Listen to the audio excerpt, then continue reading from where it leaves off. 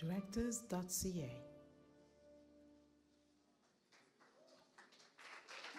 Hi, I'm Hans Engel from the DGC. I'm the director of the National Directors Division. That is our sizzle. We play various versions of that all across the country at various different events, asking you to go to directors.ca.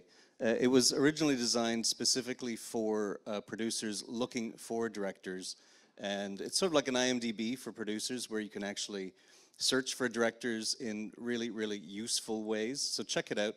It's also got our director podcasts, masterclasses, and all of the events that we do, some of which are open to the public, some of which are only open to DGC director members, but well worth checking it out. So have a look. Pleasure to be here. Huge fan of Reelworld. The DGC loves to support this festival for all the reasons that you know. Really happy to be here with this panel today. The DGC is, of course, a large labor union in Canada, representing more than 7,000 members across the country in somewhere around 47 different behind-the-camera categories, so not just directors.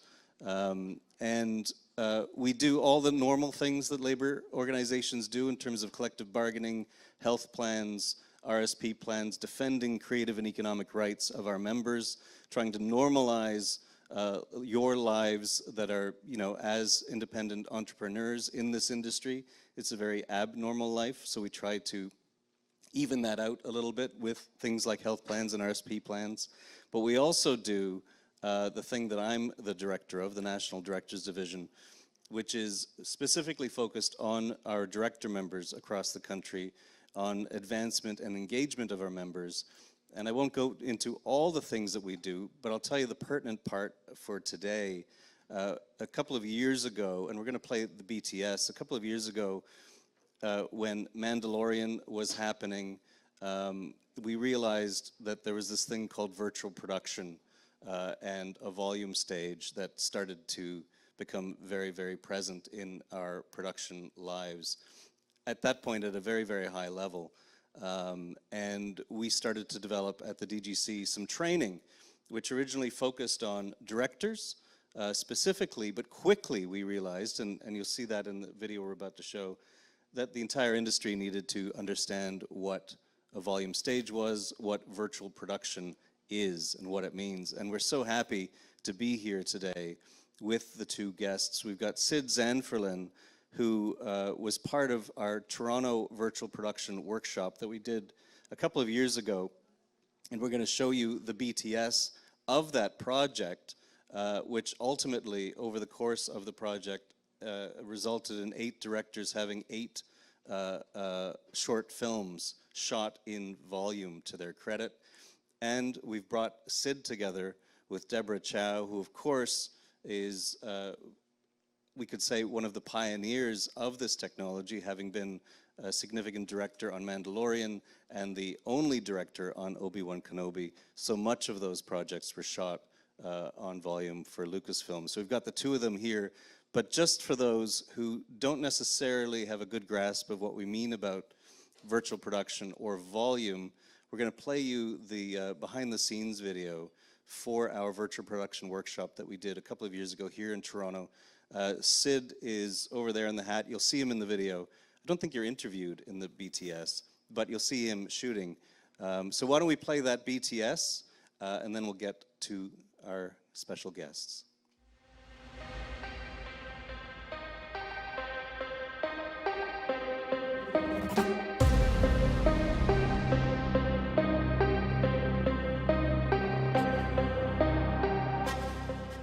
It's so clear that virtual production is the future of the film industry. A few years ago, I got the chance to see the stage that Mandalorian was shot at, and immediately as director was like, oh boy, we need to get the rest of Canada on board with this. And so very quickly, I got to work at the Directors Guild, trying to make sure that we can train our directors and all the different people that the Guild represents to learn how to use this technology.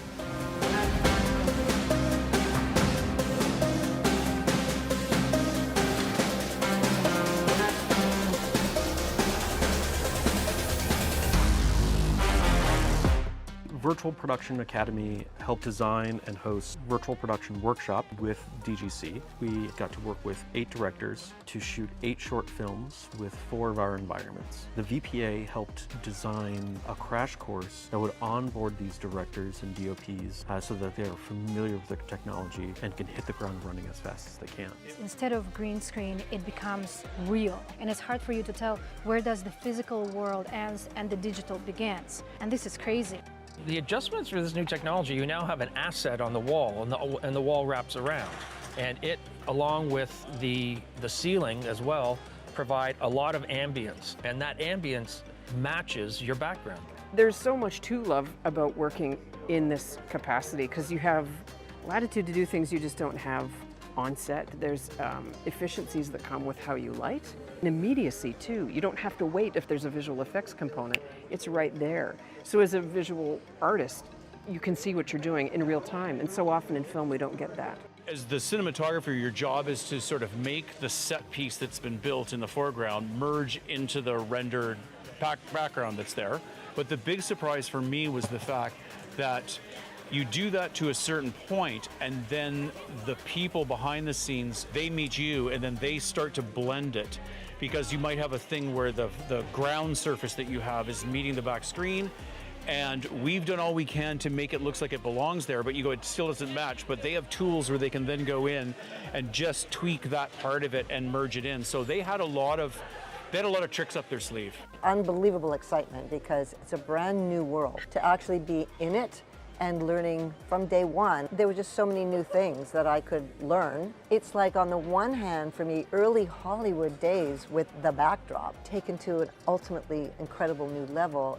It's a backdrop that is real in every possible way, and it fools the eye. So it's really like magic.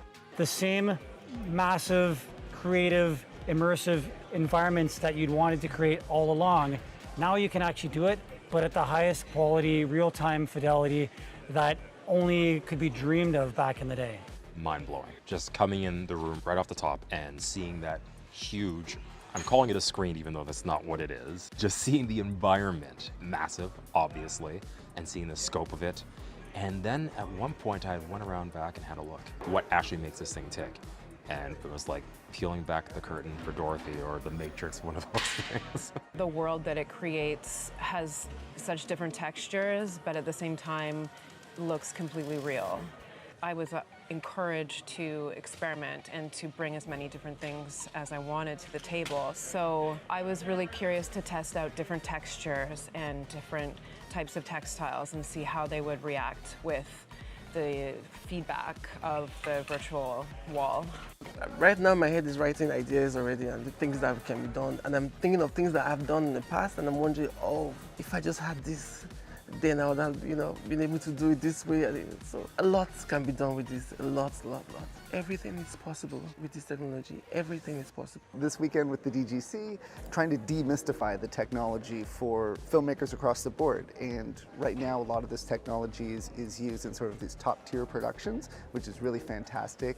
Of course, William F. White and Pixamundo have the opportunity to supply these big top-tier shows, but we want to make sure everybody can benefit from this technology and gets hands-on with it and gets experience with it, and that's really what we're doing here this weekend. It was important for Pixamundo to get involved with the DGC workshop because we needed to demonstrate to the industry and to new filmmakers that virtual production is an accessible tool for all creators, and that we had a chance to demonstrate how fun and how truly amazing virtual production can be for a production.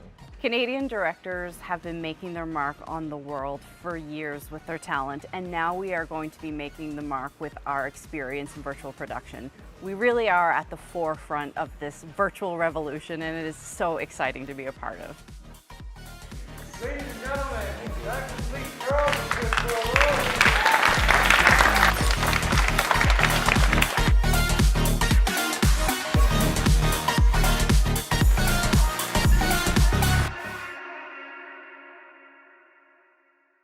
Thank you, and please welcome Deborah Chow and Sid Zanforlin.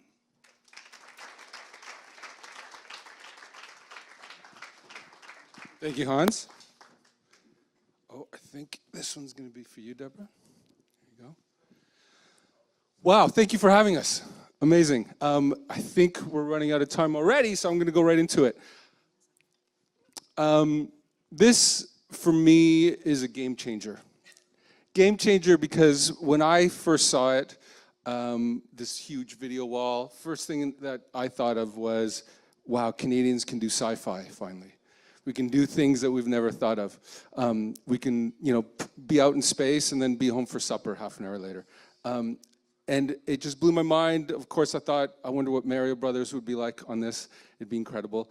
But my impression was just being blown away. I had seen The Mandalorian. I had that context. But my first question to you is, you had no context. You directed episode 3 of The Mandalorian. You had not seen anything like this. When Mandalorian came out, I don't know about you guys, I geeked out. It was like a cultural phenomenon of this changes everything, and I had that. What was it like for you going on for the first time in Mandalorian and not seeing anything like that before? It was, it's definitely something I had never experienced, and, to give you some context on it, I'd been doing a lot of episodic work and a lot of episodic TV, so I'd been kind of running show to show, and when I first went for the interview for this, I didn't even realize I was going to an interview for this show because they were so secretive about it, so I had no idea what the show was about and no idea what they were doing with the technology when I got hired. So the way they did this, I'd been so used to with television that, there's a certain number of days of prep and you come in at this point. They wanted me as early as possible. So I think I was there at least 4 to 5 months before production started, which is highly unusual, for a TV schedule. So going in, it was a really interesting process because also John was simultaneously finishing The Lion King, and that was using all this groundbreaking technology. So the very first, for me, and like what happened actually was, even though I did episode 3, I block shot right from day 1 with episode 1, so I was on from day 1 right into the end. So Dave and I were literally the very first people to shoot on that show. Just learning that technology, like one of the reasons, honestly, that John told me in retrospect, I think that I got that job was one of the first things he did was in the interview. He threw me into a virtual reality headset, and for somebody, I'd done a lot of PlayStation in my life, so I picked it up very quickly, and that was something they were looking for, is just being able to adapt and really understand new technology and just go with it. But the process for us, and obviously I realized, I was so fortunate to do it at such a high level, also with a partner, like we had ILM as our partner on this, so they were with us trying to figure it out. But if you can understand, is like when we first started, we weren't even sure completely if it was going to work for the entire shoot. So a lot of it was sort of trial and error and figuring it out. Amazing. So when you came on all those months before, did you even see the screen? When I first came on, the volume stage was not even built. That's how early I was in there. So, we also, and for anybody who's watched the BTS behind the scenes, we previs the entire episode, so we did a ton of previs, which I had also never done on a television shoot, which frankly I loved. I loved it as a director's tool, but it was also in large part to help, we had this crew, and there's nobody who's ever done this before, so we're all learning together to do it. And one thing, from having done it, and I'm sure you guys had the same experience, is that I've never had to work on anything where you collaborate so intensely, so early for such a long period with every department, like art department, visual effects. Like visual effects, oftentimes you're not even talking to until the end. They're with you from day 1 on this. Yeah, so in that sense, it makes sense that you came on months before because you needed to pre-plan all that stuff. Let's talk about the previs. When I had heard that you guys did it like that, it reminded me of the way animation is done and the way Pixar do their films. They do storyboard, and then they kind of put it together with some voiceovers, temp voiceover, and then they can do a previs for certain bigger parts, and then they see their story and their movie unfold.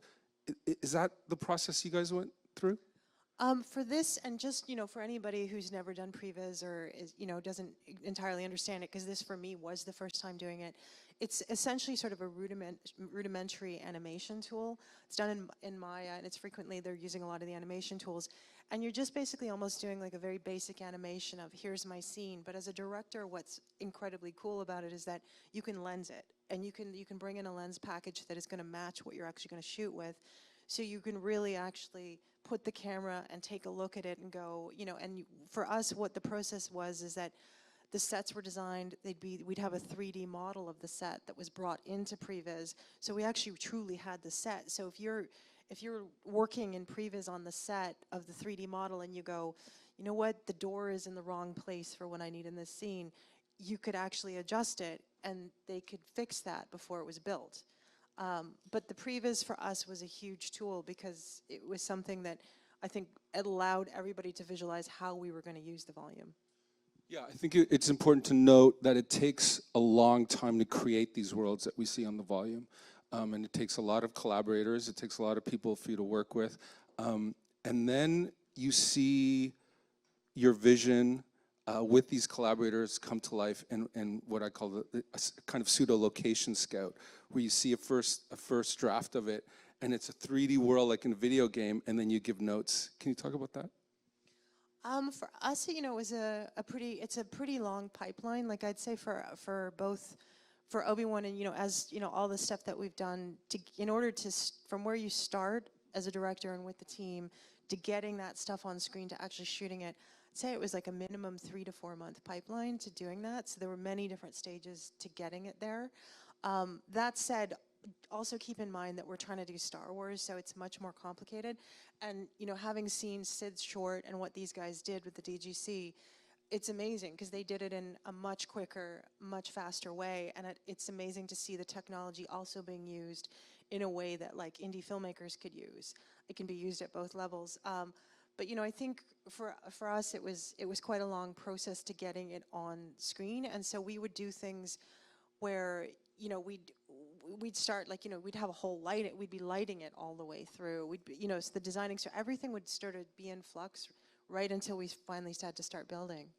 Wow, that's lucky. The way we had a day of pre-light because, and correct me if I'm wrong, the trick of it all is to have real things on stage, and then you emulate or you copy, you 3D, map out those things that are real on the stage, and you put them out in the back. And that's the way you trick the audience into thinking you're actually at the space.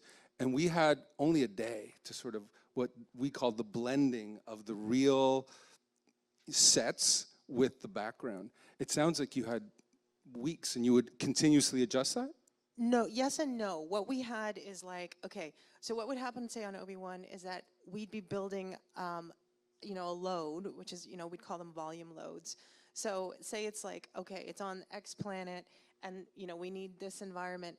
We would come in we'd be shooting something else. We'd come in at lunch with the DP and the gaffer and whatnot, and we'd look at it on the screens, but none of the physical stuff would be there.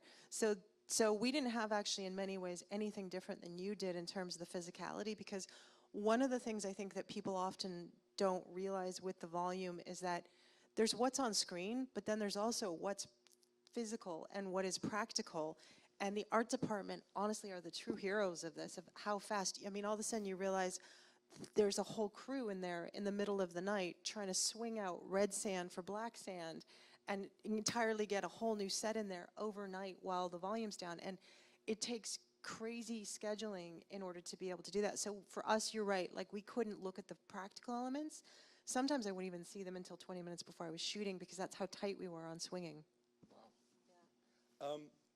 Let's jump into what it's like for the actors to be on set, seeing that world up on the volume, on the video wall, and then also being able to interact with real props and real sets. What was it like for them? I can speak to this particularly from Obi-Wan. I know every actor I've worked with across the board has loved it because it feels real to them. And if you, compared to a tennis ball and a green screen, they love it. But if you think about this, and I had this a lot with Obi-Wan, is Ewan and Hayden 17 years ago or 20 years ago, when they were making the prequels, George was pushing technology at that point, and those were some of the very first digital movies. They did those movies entirely with tennis balls and green screens. So for them to then come back 17 years later and they actually see their world, I remember we were doing a scene and Hayden said to me, he had never seen a clone trooper in real life. And and this is from a guy, if you watch the movies, who is surrounded by them and leading armies of them, and they were all digital for them. So for both Ewan and Hayden, they were over the moon about actually having like a real set and real things and real environments to look at. That's amazing. And can you talk about how you can integrate the actors into the background as well? I heard reflective, anything reflective on the actors, because when you're on a screen that big and it's, you know, that bright and stuff, it actually could bounce off things that are on the actors. Were you conscious of that? You know, I don't want to speak for John and Dave, obviously, but one of the main reasons that Mandalorian was seeking this technology so hard. And, you know, obviously there's been iterations of this, like Batman has used it, is basically you're looking for the interactive light. And we had a character that was basically a metal can. So he was reflecting everything. He was a mirror. And so that was one of the main reasons. And I remember them saying that even if this doesn't work with the volume, we're still going to get the interactive light on Mando's suit. And that's worth a ton rather than doing huge amounts of visual effects cleanup on green screen or blue spill. And so the interactive light actually in many ways was what pushed this technology forward, because people were chasing, how do I get Batman's suit? How do I light a car commercial? And actually have the interactive light be correct. Yeah. And I remember hearing Giancarlo Esposito talk about he's able to look at everything and interact with it in the sense that he knows what to look for and be wowed by it. That's amazing. Can we move on to the camera? Like, are there do you have to work in a different way with the DOP when you're on a volume set? Absolutely, because you're working with the DP months earlier. And it's kind of amazing, actually, because, like, you know, say just the previs, I'd be going to, you know, we had months where I would be in the office with Greg Fraser, and I would just go stop by him and show him what I was doing on the previs, and we would talk. So it becomes a mixture of talking about, how am I shooting this? Like, how are we blocking this? Because I'm already starting to lens it, and then he's going over it with me. And then we're going to go through the entire process of lighting the scene and whatnot. And this is like months before we're even on set. And then you get on set, and then, you know, you'll make adjustments and do sort of the normal things you do. But it's a very, very different process with the DP. We were told that it takes less time to make lighting adjustments when you're on the volume. Because one of the great things about shooting on the volume is if you're looking this way, anything that's on the right or left of what you're shooting, you can actually light those screens to be any light you want, any color, anything. And so the screen can actually be a way to light the set. Did you guys use it that way at all? We absolutely did, and, you know, a lot of things like, you know, obviously they'll put up bounces and they'll use it in many ways, but you do have to light. Compared to traditional, you know, for just having done traditional television, I would say it is shorter, but I wouldn't say it's hugely shorter. It's not like, you know, I think there have been some myths about the volume, that it's cheaper and one that it's a lot faster. I don't think it's that much cheaper or faster, but. Except for the turnaround. Can you talk about, you know, what do they call it, the French reverse? Because a lot of times these screens are in the form of a half circle or a horseshoe, so if you got to turn around, you're going to look at the crew. So how do you guys do it on the volume? Okay, so doing a reverse, like, that's one of the things I think when you first come into it, you're really excited about the fact that, like, we could spin the screen. So if you imagine that this entire room, everything you're seeing on the walls was the volume, if we suddenly wanted that exit door here, we could just reverse the whole thing, and then that exit door would be here. The problem is that as you start to get more complexity into the volume and you're trying to build things, you're going to add all these tables and chairs. So if you want to spin this room and have that exit door here, now the problem is that every single thing in here needs to be reversed symmetrically. So that's going to take art department 2 hours to do, which you're probably not going to want to do and lose like an hour and a half of shooting to reverse your tables and chairs. So even though theoretically you could do it, unless you have a set where you have very little set dressing or there's not much going on, it's a lot harder to do it. So you end up coming up with a lot of tricks where, imagine you're shooting a conversation between the two of us. Maybe what you end up doing is you shoot your master this direction, you shoot our coverage this way, so you never have to shoot that direction. That's how you get around it. What about, Hearing that committing to what you've worked months and months to put on the screen is not changeable in post. I've heard that Marvel don't do shoots on the volume because it doesn't give them options to change in post. Is that a good thing or a bad thing to commit to what you've put up on the volume? I would say that probably depends on the director's process, and you know, I know there are some people that they like to really find the movie in post.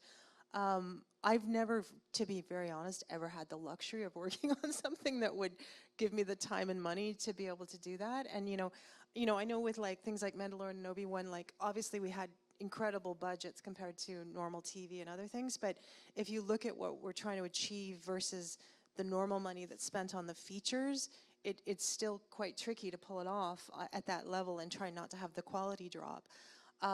So it's always, there's never enough time and money, even on the biggest things.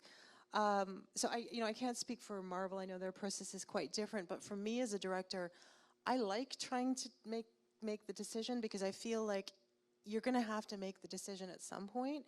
And I feel like, yeah, you may not make every decision perfectly, but it's better than being indecisive and then making a bunch of half decisions and then trying to figure it out in post. So for me, I like making a stronger choice ahead.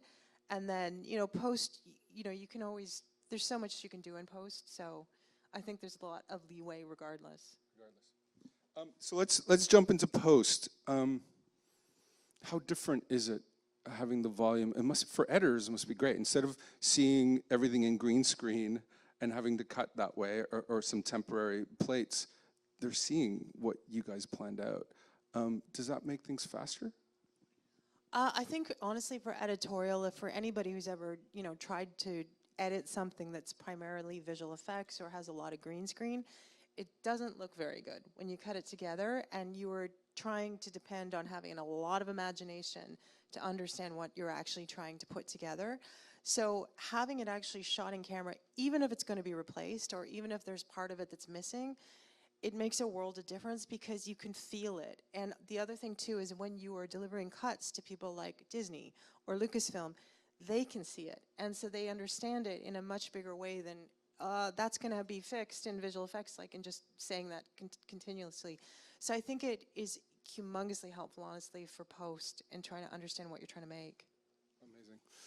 Amazing. Oh, is that something? Okay. I remember being on set and needing an establishing shot of the Eiffel Tower for mine.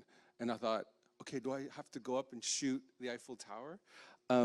And I quickly was told, no, you can ask us anything that we created on the wall, we can give to you later. Do you plan that out? Are there ever any surprises in post and editing that's like, maybe we should cut away to, you know, that wide shot of this, and then you have it and it's all there for you? I think, you know, with like one thing about building the asset, obviously, like you guys had with the Eiffel Tower, is you have that asset then, so then you can manipulate it. So it can be an all visual effects shot, and you know, you have a lot of latitude with using it.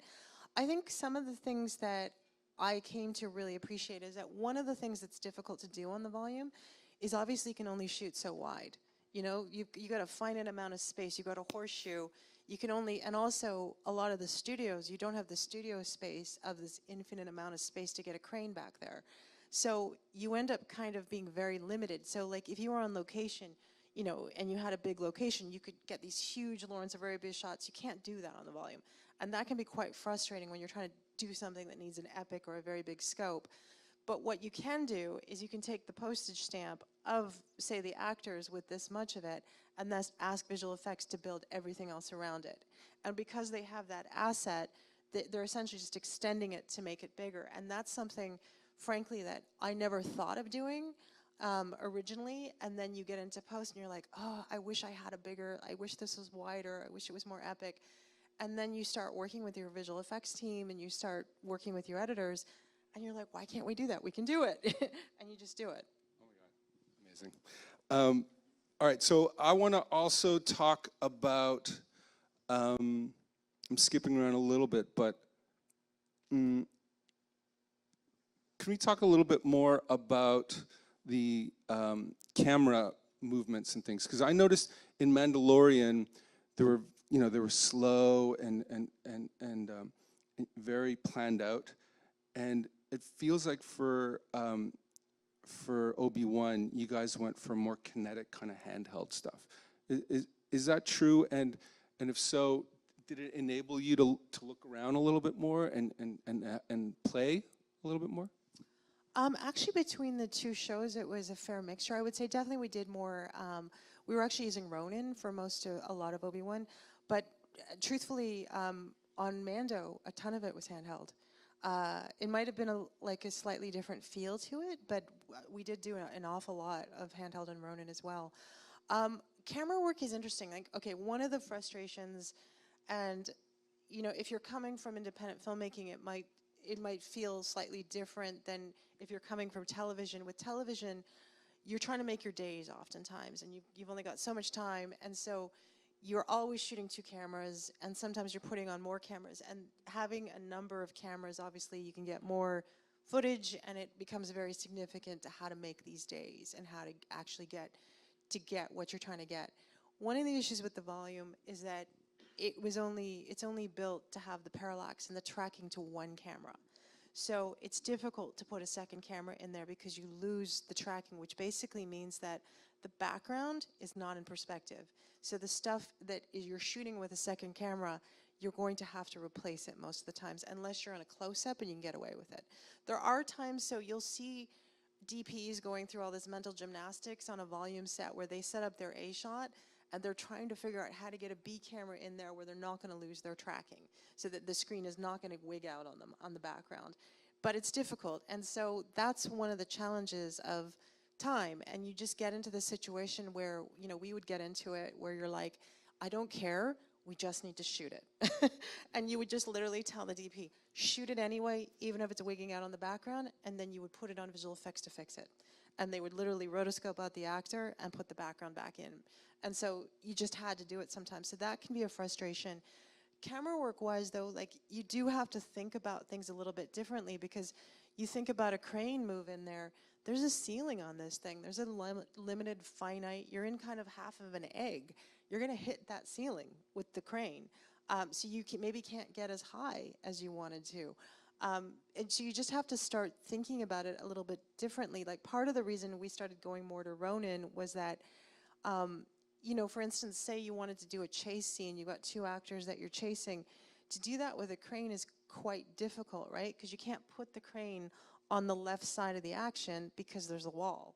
So you end up getting more, so essentially the long and short of it is, a lot of it becomes a lot of lateral thinking, where the actual tool of the volume is starting to affect how you're shooting things. And you have to start to think, how do I work with this so that I'm getting what I want creatively, but I'm working to the strengths of the volume? All right, so I was told I don't have that much time, but I want to get to I see you as the rock star of the volume, and so you've worked on this a lot. What are the tricks? What are the things you've learned that enable you to trick the audience at home, and to think that you're actually in those places? I would say, having done quite a lot of it at this point, the things that I've come out are, don't use it. Number one, don't use the volume for things that it's not meant to be used for. It's not a one size fits all. It's not the answer for everything. There are a lot of times when a real location is never going to be beat. So use it for when you're talking about, like, it's exciting. We can do things like sci-fi, and it allows us to do things like that. That's an amazing use of it, to create things that you couldn't have created. But there's a lot of times when a location might make a lot more sense, frankly, or a practical build. Use it to its strengths. I find that after having done a lot of it, the integration of having a practical set with the stuff on the wall, to me, is a lot more believable. Like, I think in Mandalorian, and maybe it's just because I've done too much, at a certain point you can almost feel the proscenium effect, where you can start to pick it out after you know what you're looking for. And there's almost a theatrical quality because you're literally shooting kind of in a small theater. And so having the ground be too flat and the wall be too perfect, there's something about it that you're like, it's volume. Yeah. So you're almost trying to dirty it up. You're trying to atmosphere it, break it up with real stuff, make the ground really broken, and you're trying to almost get that film grain on digital. Yeah, that's great.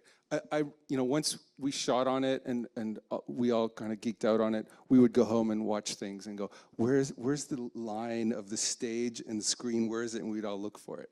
And sometimes it was hidden and you couldn't see it, and that was great. The thing that we're always told as filmmakers is to look at foregrounds, midgrounds, backgrounds, have a depth and all that stuff. And it feels like on the volume you have to do that much more. Because that's the way we're going to trick the audience into thinking that the background is that way. In what way, or has it, shooting that many episodes in the volume made you a better filmmaker? I think for me, I loved the challenge of it.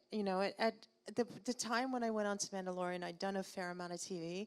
And I don't want to say I was getting bored, but I was certainly in a place where it's like I knew, it was kind of the same thing happening.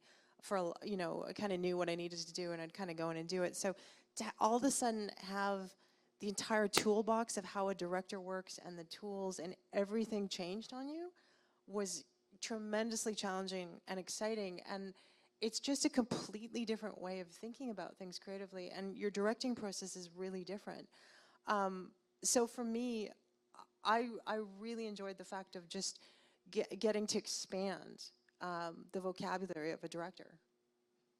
Yeah, there's no way that I would have had the opportunity to shoot in the Park of Paris in some of the places that you went to with your show, and to be given that opportunity is amazing. And I can only hope, I know that it's still too expensive to do as an indie production, but there are, I was told, something like 6 to 8 stages already set up here in Toronto.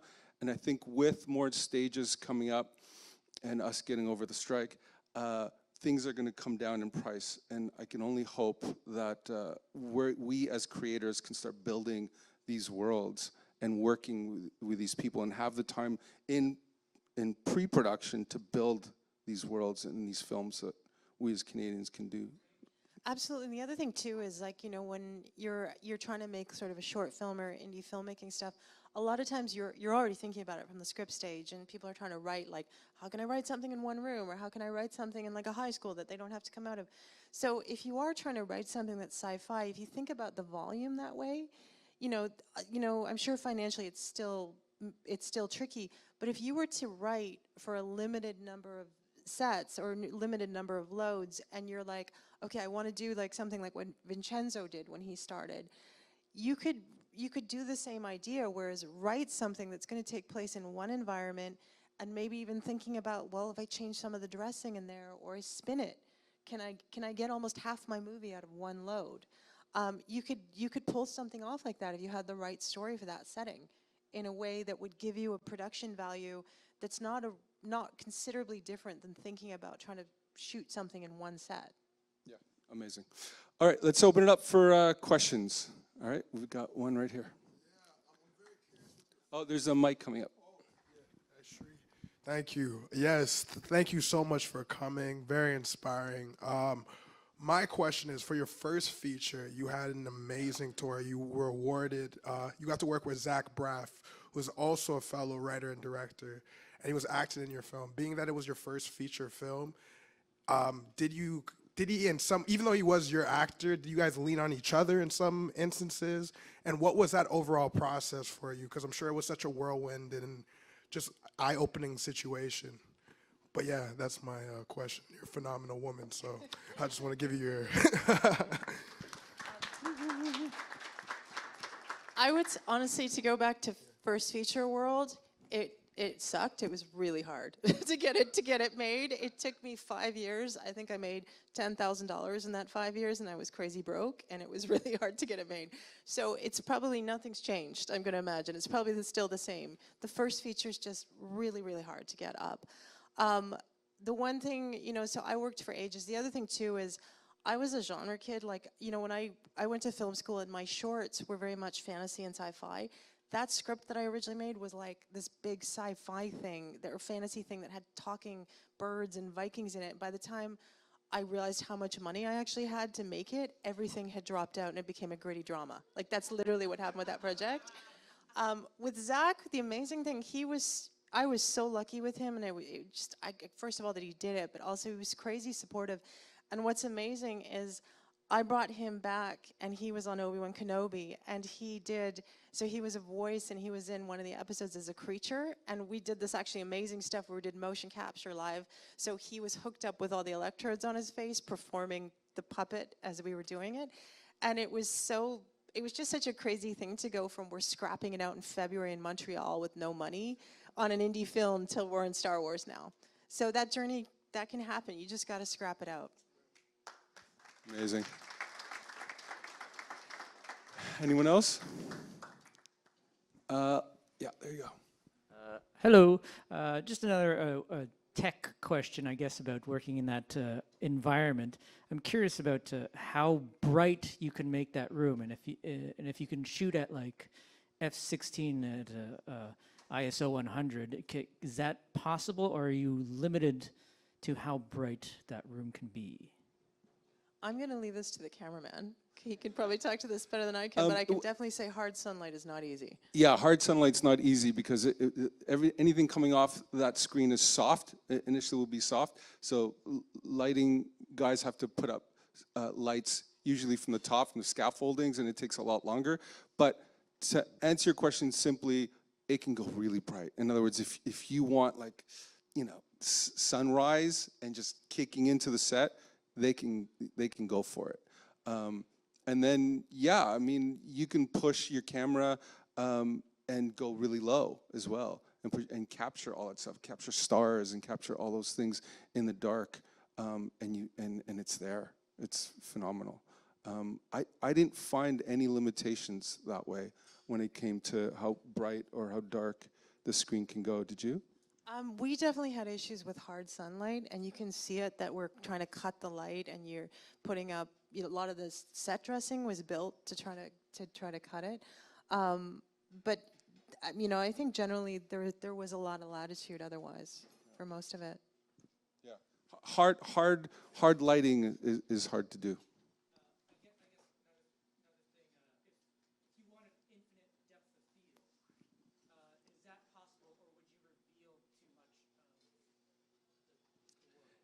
I was told you tend to not want to do that. You don't want, you kind of want to throw the volume slightly out of focus. It tricks the eye, it tricks the viewer at home a little bit more to thinking it's real. I don't know if you found the same. Definitely, and some of it's not that you can't do it sometimes, it's just the result's not amazing. So it's not that like it's technically impossible, but you just look at it and it's like many things with shooting, softer oftentimes is better. It just looks more real, and it looks prettier. Yeah, absolutely. Anyone else? Oh, we got one right here. Hi, hi Sid. Hi Deborah. Thanks for being here. My question was for Deborah. Like, can you talk a little bit about your career trajectory from working in Canada to the U.S. and Hollywood? Yeah, it was a bit of an unexpected trajectory. Like I grew up in Toronto. My family had nothing to do with the arts, had nothing to do with filmmaking. I didn't know anybody in this business whatsoever. And then I went to actually Montreal. I did my undergrad there, and I had no idea. It had never occurred to me that I would ever become a film director. And when I was there, I was studying like cultural theory and literature and art history, and I just sort of by chance ended up making a short film for school instead of doing a paper, and kind of fell in love with it. But it was still kind of like, really? Could this really be a career? And I think anybody who's Asian in this room probably has some Asian parents who don't think that's the best career move ever, especially when everybody else is in science. So it was Latinos are the same way. Latinos the same way. It's probably also a big first-generation immigrant thing where it's, it's just a risk, and the arts are it's not guaranteed a paycheck, and frankly, I didn't make money for ages, so they were right in many ways. It's tough, but if that's your calling, it's like, that's what you got to do. So, anyway, so I took sort of a more traditional route, and I went to film school. I think in large part because I just didn't know where to start otherwise after I made that short, or what to do. And then that kind of made it a little bit clearer, and then, just make some shorts, and then did a feature. But I would say, I think the biggest thing, even if you don't go to film school or you don't have it, is just keep making stuff and keep writing stuff. Even if it's like a crappy short on an iPhone, at least then you can put it into film festivals. You're learning with it. But like, one of the things I've found over the years, and you've probably, I'm sure, hit it too, is that as you continue working in the business and you get further along, you'll meet a lot of people that have gone through another career path and they always wanted to be a director or a writer, but they didn't do it. And it gets harder as you get older. And a lot of the problems is that they're not making things, because it's hard when you have a mortgage or you have kids or whatnot to suddenly go, I'm going to make a short for this much money. So the more you can make before all those responsibilities come, the better. Yeah, be creative always, especially before having kids. Thank you to the great Deborah Chow, everybody. Thank you so much. And thank you all for being here. Thank you, Real World.